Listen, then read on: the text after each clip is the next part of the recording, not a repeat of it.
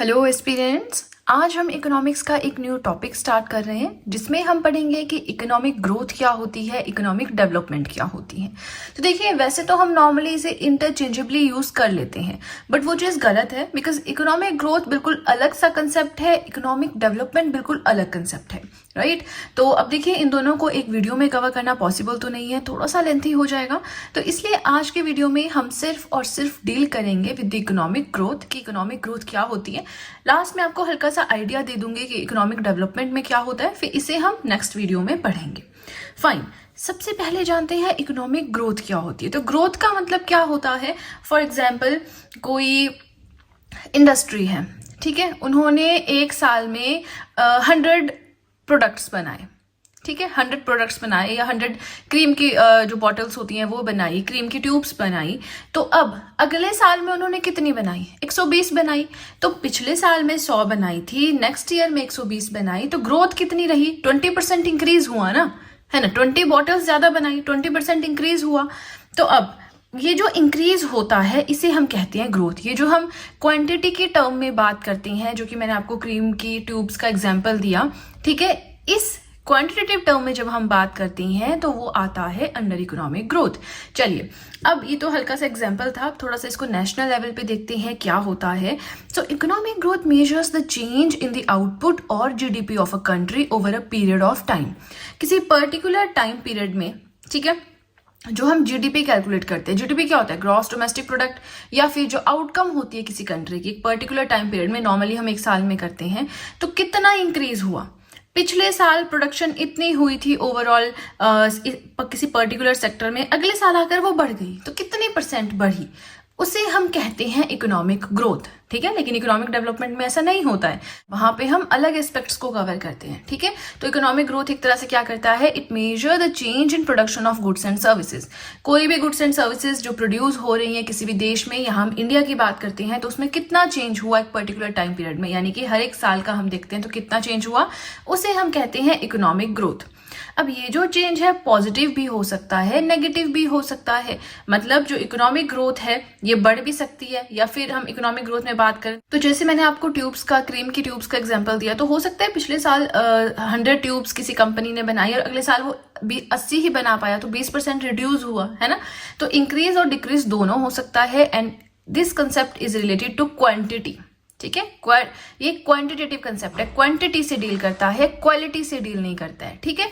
अब यहाँ पे एक और एग्जांपल मैंने बहुत सिंपल सा लिया है, जैसे कि हमने प्रोडक्शन चेक करनी है, ठीक है, कोई भी कंपनी है या नेशनल लेवल की हम माने, तो 2000 में जो प्रोडक्शन हुई वो थाउजेंड्स अमाउंट में हुई, ठीक है, हजारों की संख्या में हुई। उसके बाद में 2010 में मिलियन में पहुंच गई प्रोडक्शन, और 2020 में बिलियंस में पहुंच गई। तो इससे हमें साफ साफ दिख रहा है कि इंक्रीज हो रहा है। लेकिन यहाँ पे जो प्रोडक्शन का लेवल है, जो इंक्रीज हो रहा है, उसे हम किस में मेजर कर रहे हैं, क्वांटिटी में मेजर कर रहे हैं कि पहले हजारों में हुई, फिर मिलियन में हुई, फिर बिलियन में हुई। तो यही इंक्रीज इंडिकेट करता है ग्रोथ को। क्वांटिटी से रिलेटेड है, इंक्रीज जब होता है production of goods and services में, वो इंडिकेट करता है इकोनॉमिक ग्रोथ। लेकिन इसकी एक लिमिटेशन है। अब क्यों? अब क्योंकि इकोनॉमिक ग्रोथ की एक लिमिटेशन है, तभी जरूरत पड़ी कि अब नया कंसेप्ट आना चाहिए, तो तभी जो है इकोनॉमिक डेवलपमेंट आया, एक नया टर्म जो है, एक नया कंसेप्ट जो है आया, ठीक है। अब लिमिटेशन क्या है, तो देखिए एक बहुत छोटी सी लिमिटेशन है बट बहुत ही अंडरस्टैंडिंग की चीज है ये, ठीक है। अब देखिए, नॉर्मली क्या होता है, इकोनॉमी ग्रो कर रही है, ठीक है, हम क्या पढ़ते हैं इकोनॉमिक ग्रोथ में, यही पढ़ रहे हैं कि इकोनॉमी ग्रो कर रही है। यहाँ हमने क्या पढ़ा कि प्रोडक्शन थाउजेंड्स में हो रही है, फिर मिलियन में हो रही है, फिर बिलियन में हो रही है। तो हमें समझ में आ रहा है कि इकोनॉमिक ग्रो कर रही है, यस ग्रो कर रही है, but is it growing equally? क्या हर एक सेक्टर इकोनॉमी का ग्रो कर रहा है? कहीं ऐसा तो नहीं है कि एक इंडस्ट्री जो है उसमें बहुत ग्रोथ हो रही है, जिसकी वजह से ओवरऑल हम जब मेजर करते हैं तो ग्रोथ आ रही है।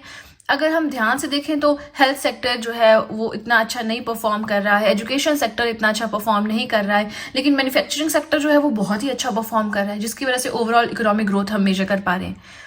कहीं ऐसा तो नहीं है कि सभी सेक्टर्स जो है वो इक्वली ग्रो नहीं कर रहे हैं, है ना। तो ये भी एक क्वेश्चन उठता है, does all the sectors of economy are having growth? क्या हर एक सेक्टर जो इकोनॉमी का है उसमें ग्रोथ हो रही है? एग्रीकल्चर सेक्टर ग्रो कर रहा है या नहीं, इंडस्ट्रियल सेक्टर ग्रो कर रहा है या नहीं, आपका सर्विसेज सेक्टर ग्रो कर रहा है या नहीं? हमें तो ये सब कुछ चेक करना है ना। हाँ, क्योंकि नेशनल लेवल पे ग्रोथ का मतलब है कि हर एक इंसान की जो है डेवलपमेंट हो, ठीक है, लेकिन इकोनॉमिक ग्रोथ इसको मेजर नहीं कर सकता। वो सिर्फ क्वांटिटी में बात करता है, वो सिर्फ इतना बोलता है कि पिछले साल 100 ट्यूब्स बनी थी, अगले साल 120 ट्यूब्स बनी, 20% इंक्रीज हुआ। लेकिन ये नहीं वो देखता कि अगर ट्यूब्स यानी जो कॉस्मेटिक्स की कंपनी है वो ज्यादा काम कर रही है, लेकिन हेल्थ सेक्टर में फार्मास्यूटिकल कंपनी तो काम ही नहीं कर रही है, उनके पास इतने फंड्स ही नहीं है, वो तो डूब रही है, तो वो ये नहीं देखता।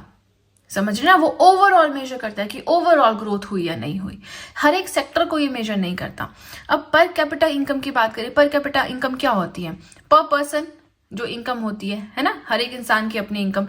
तो इसमें अब हमें ये चेक करना है कि कहीं ऐसा तो नहीं कि कोई पर्टिकुलर कैटेगरी के लोग हैं, जैसे कि जो अमीर लोग हैं वो अमीर होते जा रहे हैं, ज्यादा इन्वेस्ट कर रहे हैं, उनको आउटकम, उनको प्रॉफिट ज्यादा हो रहा है, वो अमीर हो रहे हैं, और जो बाकी आम आदमी है वो गरीब ही रह रहा है, वो इतना नहीं कमा पा रहा है। फिर होगा क्या? हम तो ओवरऑल नेशनल इनकम चेक करते हैं, तो इनकी जो अमीर लोग हैं इनकी इनकम इतनी ज्यादा है, ये आम आदमी को सरपास कर जाती है, और हम सोचते हैं कि नहीं, इकोनॉमी में तो ग्रोथ हो रही है। लेकिन हमें क्या चेक करना है कि हर एक इंसान जो है वो उसका विकास हो रहा है या नहीं, हर एक इंसान की इनकम ग्रो कर रही है या नहीं। तो क्या ये चीज इकोनॉमिक ग्रोथ के अंडर मेजर हो पाती है?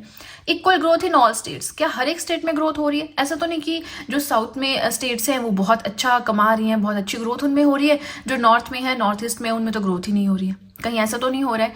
Each section of society growth, क्या हर एक सेक्शन जो है सोसाइटी का ग्रो कर रहा है? कहीं ऐसा तो नहीं कि अभी भी लड़कियों को घर पे रखा जाता है, उनको एजुकेशन नहीं दी जाती, और लड़के पढ़ लिख के अच्छा पैसा कमा रहे हैं, अपना घर परिवार बहुत अच्छे से चला रहे हैं। तो हाँ, पैसे की बात में अगर हम इस केस में बात करें तो पैसा तो कमा रहे हैं, लेकिन महिलाओं के केस में अगर हम बात करें तो वुमेन तो पीछे रह गई ना।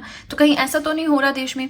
हेल्थ, एजुकेशन, न्यूट्रिशन, हर एक सेक्टर को कवर करना है अगर हो जाए किसी कंसेप्ट के अंडर, तो वो फिर जो है ज्यादा बेनिफिशियल रहेगा देश के लिए। तो ये जो है सारी क्या है, लिमिटेशन है किसकी? इकोनॉमिक ग्रोथ की। अब इतनी सारी तो थोड़ी हम लिखेंगे, ये तो मैंने आपको समझाने के लिए बताया। अगर हम ढंग से बात करें या एक लाइन में बोलें कि क्या लिमिटेशन है इकोनॉमिक ग्रोथ की, इकोनॉमिक ग्रोथ पढ़ रहे हैं ना, तो क्या लिमिटेशन है इकोनॉमिक ग्रोथ की? That not able to capture the quality of life. ये तो कैप्चर करता है कि प्रोडक्शन कितनी इंक्रीज हुई, ग्रोथ लेवल कितना इंक्रीज हुआ या डिक्रीज हुआ, लेकिन ये कैप्चर नहीं करता कि लोगों की जो जिंदगी का क्वालिटी स्तर है, लाइफस्टाइल है, वो कैसा है, क्वालिटी ऑफ लाइफ कैसी है। अब देखिए, क्वालिटी ऑफ लाइफ में क्या बोलते हैं? क्या हमें बहुत लग्जरी लाइफ मिल रही है, हम मजे से सो रहे हैं, खा रहे हैं, पी रहे हैं, खाना मिल रहा है? वो नहीं। क्वालिटी ऑफ लाइफ में दो टर्म्स आती हैं आपकी, और एक है अफोर्डेबिलिटी, एक है असेसिबिलिटी। अफोर्डेबिलिटी क्या होता है? मान लीजिए कोई हॉस्पिटल है, ठीक है, तो अभी सरकार ने क्या किया कि हर एक जगह पे हॉस्पिटल्स खुलवा दिए। ठीक है, गांव में जो बहुत ही ग्रामीण होता है ना, कि बहुत ही रूरल एरियाज है, वहां पे जो बहुत ही ग्रामीण स्तर के हैं, वहां भी उन्होंने हॉस्पिटल्स खुलवा दिए, लेकिन वो अफोर्डेबल नहीं है। वहां पे गांव में जो लोग रहते हैं वो तो खेती बाड़ी करते होंगे ना, उनके पास इतना पैसा नहीं होगा। अगर वो हॉस्पिटल अफोर्डेबल ही नहीं है तो क्या क्वालिटी इंक्रीज हुई लोगों की? उनका क्या लाइफस्टाइल इंक्रीज हुआ? उनका लाइफस्टाइल तो वैसा ही रहा, है ना। तो अफोर्डेबिलिटी प्रोवाइड करवाना जरूरी है कि सरकार को चाहिए कि हर एक चीज अगर वो प्रोवाइड करवा रही है तो लेस कॉस्ट पे प्रोवाइड करवाए, ताकि गरीब से गरीब इंसान भी उस फैसिलिटी का फायदा उठा सके। ठीक है, बसेस हैं, बसेस के किराए बहुत बढ़ा दिए, तो कैसे आम आदमी बस में जाएगा? क्योंकि बस में जाते कौन है? आम आदमी जानता है। जो अमीर लोग हैं वो तो कार में जाएंगे, अपने बाइक व्हीकल्स पे जाएंगे, है ना, या टैक्सी करके जाएंगे। तो बसेस का अगर किराया बढ़ाने का क्या मतलब है? बसेस का तो मतलब ये है कि किराया कम हो, ताकि आम आदमी जो है, जो गरीब आदमी, उस सहूलियत का फायदा ले सके, है ना।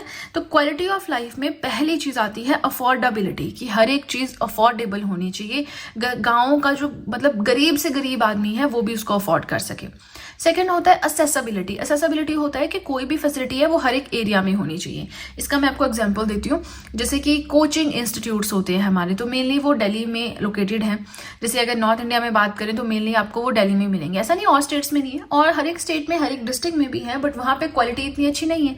ठीक है, तो असेसिबिलिटी का मतलब है कि हर एक चीज, जैसे अगर हॉस्पिटल्स की बात करें तो हर एक एरिया में हॉस्पिटल होने चाहिए। शहरों में तो होते ही हैं, ग्रामीण स्तर पे भी होने चाहिए। कोचिंग इंस्टीट्यूट्स की बात की जाए तो अगर ऑफलाइन नहीं तो ऑनलाइन मोड में किसी ना किसी तरह से लोगों को एक्सेसिबिलिटी होनी चाहिए, पहुंच होनी चाहिए हर एक फैसिलिटी तक। ठीक है, तो जो अब हमने क्या पढ़ा, लिमिटेशन क्या है इकोनॉमिक ग्रोथ की? क्वालिटी ऑफ लाइफ को नहीं मेजर कर सकते, चीजें अफोर्डेबल है या नहीं, चीजें लोगों को एक्सेसिबल है या नहीं, इन चीजों को मेजर नहीं कर सकते। तो इसीलिए लगा इकोनॉमिस्ट को कि अब हमें कोई नया कंसेप्ट चाहिए जिसके थ्रू हम लोगों में डेवलपमेंट कितनी हुई, उनकी लाइफ की क्वालिटी क्या बढ़ी, उसको चेक कर सकें।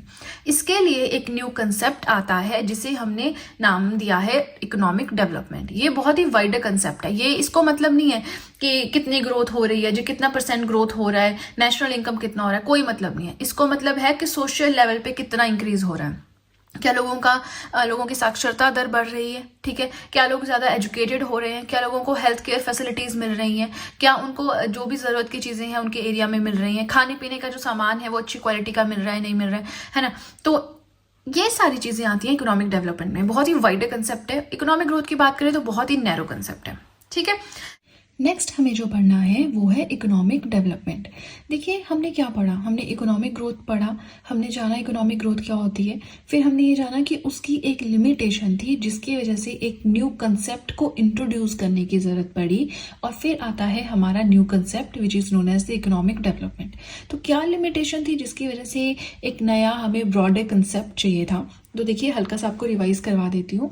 हमने पढ़ा इकोनॉमिक ग्रोथ। इकोनॉमिक ग्रोथ क्या होती है कि एक पर्टिकुलर टाइम पीरियड में किसी कंट्री में अगर हम चेंजेस देखें, यानी कि 2021 और 2022 का कंपैरिजन करें, तो 2021 में कितने गुड्स एंड सर्विसेज मैन्युफैक्चर हुई, प्रोड्यूस की गई, 2022 में कितनी गुड्स एंड सर्विसेज प्रोड्यूस की गई, तो उन दोनों का कंपैरिजन, एंड देन 2022 में कितना % इंक्रीज हुआ, ठीक है। ये सब आता है आपका इकोनॉमिक ग्रोथ के अंडर।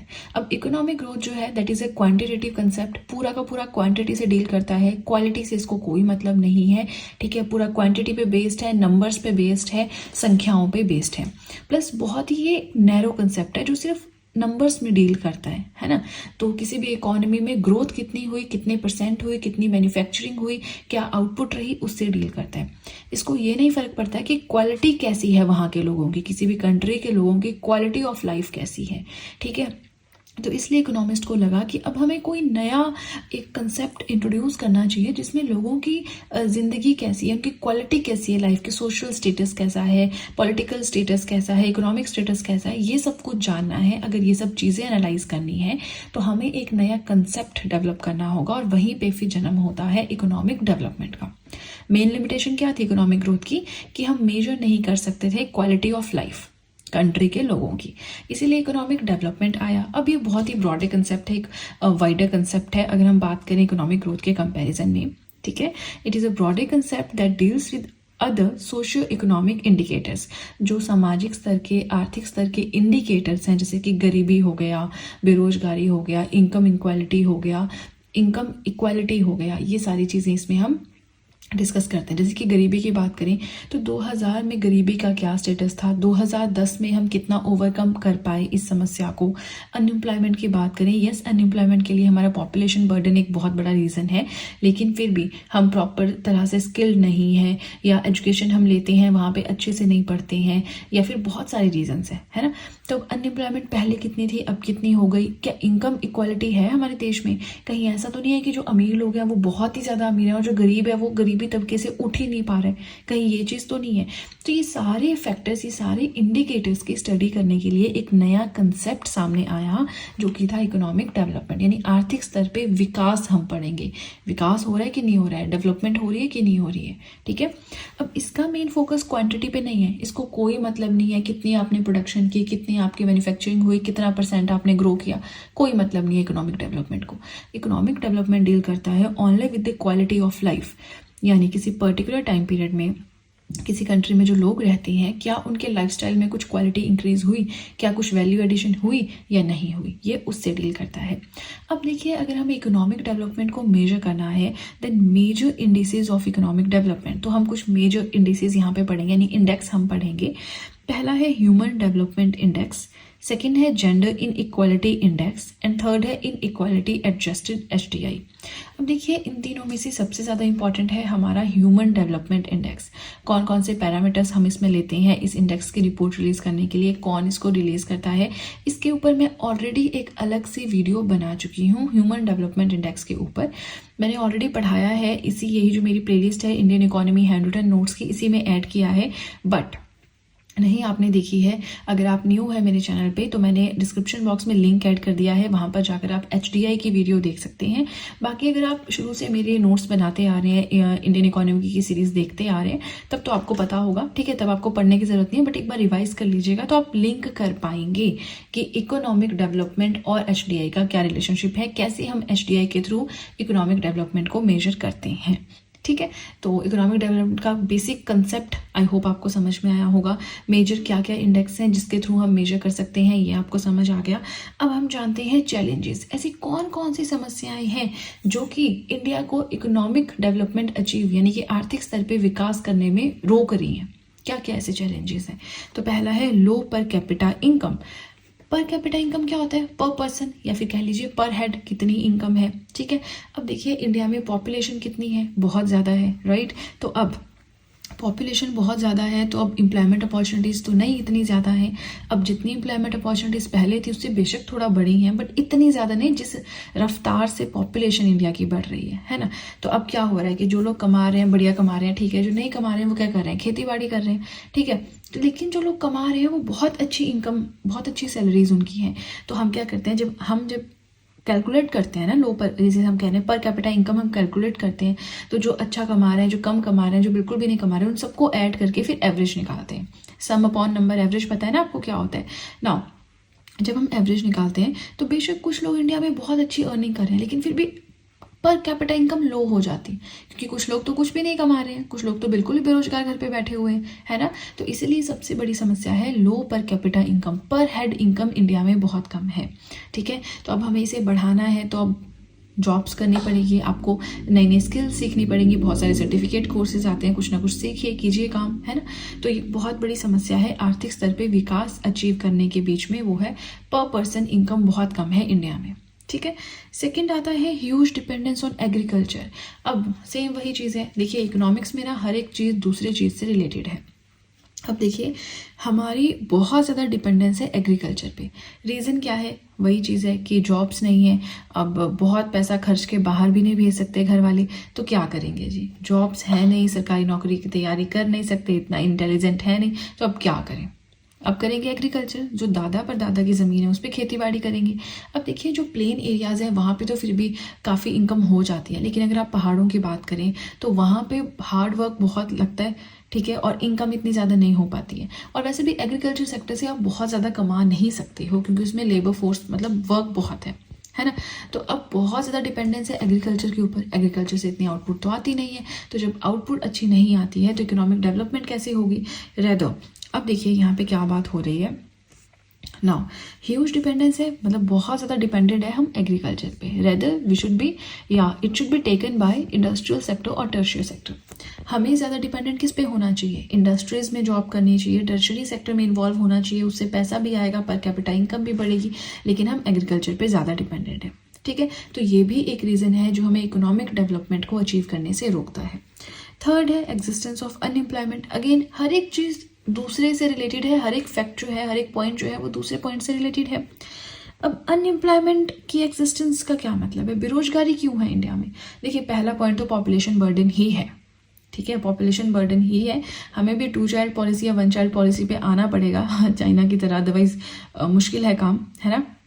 अब देखिए पहला तो हो गया रीज़न अनएम्प्लॉयमेंट का पॉपुलेशन बर्डन। दूसरा है हमारा एजुकेशन सिस्टम सही नहीं है। हम जो स्कूल्स में पढ़ते हैं, कॉलेजेस में पढ़ते हैं, इंडस्ट्री में वो चीज़ चाहिए ही नहीं होती है।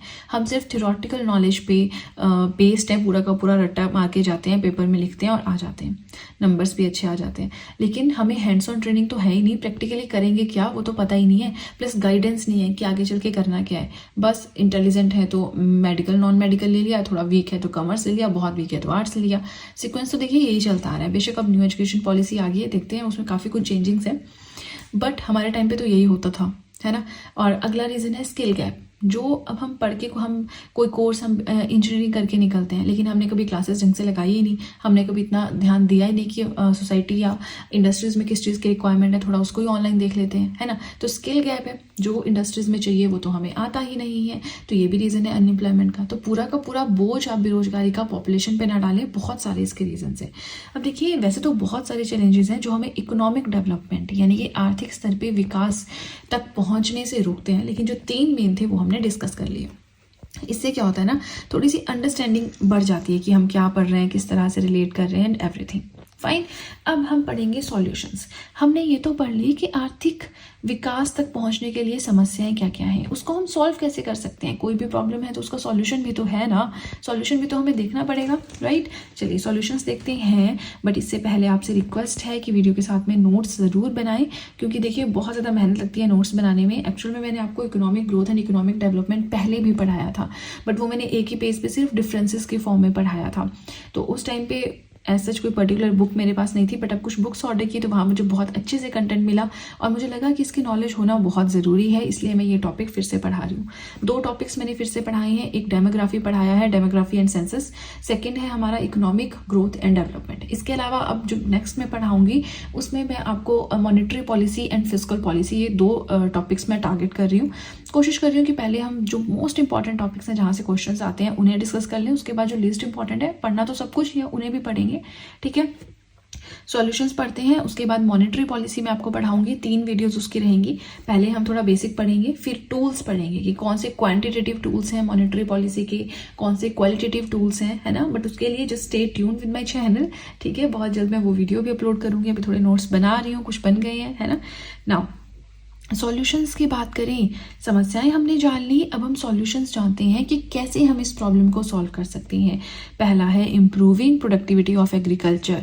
यस, हमने क्या पढ़ा कि एग्रीकल्चर पे बहुत ज़्यादा डिपेंडेंस है, ठीक है। अगर आपको एग्रीकल्चर पे ही डिपेंडेंट रहना है, आपको खेती बाड़ी ही करनी है, तो वहाँ पे न्यू टेक्नोलॉजी को यूज़ कर लो, प्रोडक्टिविटी बढ़ा दो अपनी, है ना। इतनी प्रोडक्टिविटी कर दो कि इकोनॉमिक ग्रोथ में हेल्प करे, डेवलपमेंट भी हो जाएगी, है ना। तो कैसे कर सकते हैं? प्राइवेट पार्टिसिपेशन से। ये प्राइवेट पार्टिसिपेशन का मतलब क्या है? तो देखिए आप खुद से सोचिए, कोई गवर्नमेंट ऑफिस है, सरकारी ऑफिस है, वहाँ पे लोग कैसे चले होते हैं? आराम से चले रहते हैं, काम धीरे धीरे होता है सब कुछ। प्राइवेट में क्या होता है? बैंक्स का एग्जांपल ले, SBI में क्या होता है? बाद में आना, कल आना, मशीन खराब है, नहीं हो सकता, ये नहीं हो सकता, काउंटर नंबर 2 पे। और ये सच्ची बात है, बेशक इस पे मीम्स बनते हैं, बट ये सही बात है। लेकिन आप किसी प्राइवेट बैंक में जाओ तो वहाँ पे बहुत अच्छे से आपके साथ पेश आते हैं, है ना, हर एक चीज़ में आपकी वो करते हैं। तो ऐसा क्यों होता है? क्योंकि प्राइवेट सेक्टर में टारगेट्स होते हैं। अगर आप वो टारगेट्स अचीव करके और टारगेट्स अगर अचीव मतलब ज़्यादा टारगेट्स अचीव करते हो तो आपको उस पर बोनस मिलता है। तो आदमी को तो पैसे का लालच है ना। पैसा ज़्यादा मिलेगा तो आदमी क्यों नहीं काम करेगा? ऑफिस तो वो जा ही रहा है, वहाँ पे बैठ तो वो रहा ही है, तो वो काम करेगा, उसको पैसा ज़्यादा मिलेगा, उससे ज़्यादा उसको क्या चाहिए। इसीलिए प्राइवेट सेक्टर में क्या होता है ना, ग्रोथ ज़्यादा रहती है। और जो सरकारी सेक्टर है वहाँ पे बस बैठे हैं, पता है इतनी सैलरी आनी है, काम तो होता ही रहेगा। ये चीज़ सच्ची बातें हैं, है ना। तो अब एग्रीकल्चर को अगर हम प्राइवेट पार्टिसिपेशन में तब्दील कर दें, यहाँ पे प्राइवेट लोगों का ज़्यादा कर दें, ओनर्स को ज़्यादा अगर हम इसमें पार्टिसिपेट करें, तो काफ़ी प्रोडक्टिविटी इससे निकाली जा सकती है। इसके अलावा बेटर टूल्स का यूज़ करेंगे, अच्छी इरिगेशन फैसिलिटीज़ का यूज़ करेंगे, न्यू टेक्नोलॉजी का यूज़ करेंगे, इनोवेटिव आइडियाज़ का यूज़ करेंगे, ठीक है। तो इसके थ्रू हम अचीव कर सकते हैं क्या? Economic development. सेकेंड आता है improving the education system in the country, upskilling.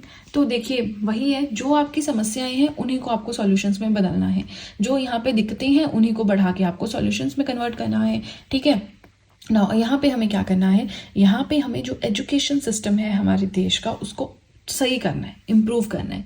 कैसे करेंगे भाई? थोड़ा तो आपको खुद से एक्टिव होना पड़ेगा, है ना। ऐसा नहीं कि 10th +2 कर लो उसके बाद सोचो क्या करना है, उसके बाद क्या सोचना है, फिर तो डिसीजन लेना है एकदम से, है ना।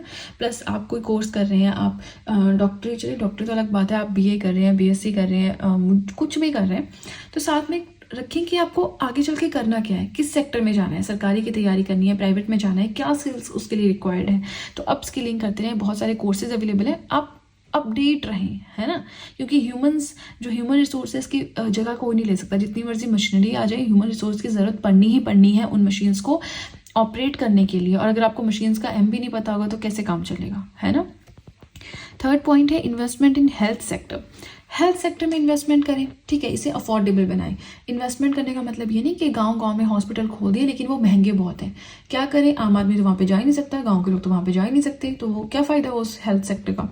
यहाँ पे देखिए एक चीज़ हमने पढ़ी सबसे पहले, quality of life, right. Quality of life में 2 चीज़ें आती हैं, एक है अफोर्डेबिलिटी, एक है असेसिबिलिटी। यहाँ पे हम थोड़ा सा डिस्कस करते हैं इसको, मुझे हेल्थ सेक्टर से थोड़ा ध्यान में आया। अफोर्डेबिलिटी का मतलब होता है कि हर एक चीज़ बजट में हो, हेल्थ सेक्टर में अफोर्डेबिलिटी का मतलब है कि हर एक चीज़ बजट में हो, है ना। जैसे कि अगर आप सरकारी अस्पताल में जा रहे हैं तो वहाँ पे दवाइयाँ जनरिक स्टोर में फ्री मिल जाती हैं, कुछ फ्री मिल जाती हैं, कुछ खरीदनी पड़ती हैं, वहाँ पे खर्चा कम आता है। प्राइवेट हॉस्पिटल में जाए वहाँ तो पर्ची के 500 रुपये लग जाते हैं, है ना। तो एक आम आदमी तो वो 500 रुपये नहीं अफोर्ड कर सकता। तो अफोर्डेबिलिटी हो। सेकेंड है असेसिबिलिटी। असेसिबिलिटी क्या होता है कि हर एक जगह पे वो चीज़ अवेलेबल हो। अब देखिए अफोर्डेबल हैं सारे सरकारी हॉस्पिटल्स मान लीजिए, लेकिन वो हर एक गांव में नहीं है, सिर्फ शहरों में। तो गांव से लोग शहरों में जाएंगे अपना इलाज करवाने, कितना खर्चा आएगा, है ना। तो अफोर्डेबिलिटी एंड एक्सेसिबिलिटी दोनों अगर होंगी हर एक सेक्टर में, तभी क्वालिटी ऑफ लाइफ इंप्रूव हो पाएगी। फाइन। फोर्थ पॉइंट है boosting MSME sector, micro small and medium enterprises को बूस्ट करना। इससे क्या होता है, एमएसएमई से अगर कोई नया बिजनेस स्टार्ट कर रहा है तो उसको लोगों की ज़रूरत पड़ेगी, जिससे जॉब अपॉर्चुनिटीज क्रिएट होंगी, बहुत सारे लोगों के घर बस जाएंगे, है ना। थोड़ा ही कमाएंगे बट कमाएंगे, डिपेंडेंसी थोड़ा एग्रीकल्चर पे कम हो जाएगी। ऐसा नहीं वो बंद कर देंगे, क्योंकि दिन को काम करेंगे, शाम को जाके तो वो फिर खेती बाड़ी करेंगे ना। तो दोनों चीज़ों से जो है आउटपुट मिल रही है देश को। और भी बहुत सारी ऐसी चीज़ें हैं, राइट। बेरोजगारी की समस्या खत्म होगी, है ना। तो ऐसे बहुत सारे सॉल्यूशंस हो सकते हैं, बट कुछ इंपॉर्टेंट जो थे वो मैंने आपको पढ़ा दिए, राइट। चलिए अब इसी के साथ हमारा economic growth and economic development हो गया कंप्लीट। आई होप मैंने जो पढ़ाया आपको समझ में आ रहा है। कमेंट सेक्शन में ज़रूर बताएं कोई भी फीडबैक देना चाहते हैं। इसी के साथ वीडियो पसंद आई हो तो लाइक ज़रूर कीजिएगा, चैनल को ज़रूर सब्सक्राइब करें, बेल आइकन को प्रेस करें, सो दैट मैं जैसे कोई वीडियो अपलोड करूँ सबसे पहले नोटिफिकेशन आपके पास पहुँचे। प्लस जो भी आपके फ्रेंड्स हैं जो भी गवर्नमेंट एग्जाम्स के लिए प्रिपेयर कर रहे हैं उनके साथ भी मेरे चैनल का लिंक ज़रूर शेयर करें, so that in hand written notes का उन्हें भी कुछ फ़ायदा हो सके। तो चलिए फ्रेंड्स, आज के लिए इतना ही। अब हम मिलेंगे नेक्स्ट वीडियो में। So that's it and see you soon.